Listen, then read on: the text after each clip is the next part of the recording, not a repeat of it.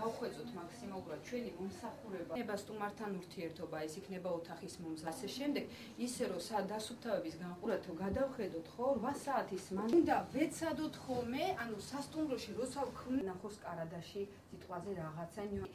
ეს არის მისი გასწორების ცხელი. ანუ შემადგენლობას აქვს თეთრეულის წყობის გადადება, მეორე ბარიშის გადადება, საბის გადაწევა, მეთ არის მოხვედრილი საბანი, მით უფრო რომელიც დარწმუნებული ვარ. ამ ეტაპზე მიმდინარეობს განთავსების ობიექტების დიასახლის და გადამზადების კურსები.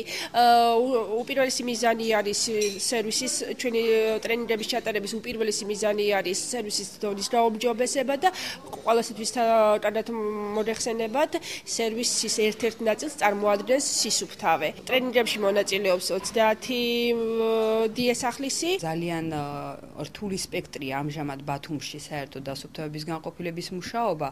იქიდან გამომდინარე, რომ არა კვალიფიციური კადრი გვაქვს ჯერჯერობით ამ ეტაპზე.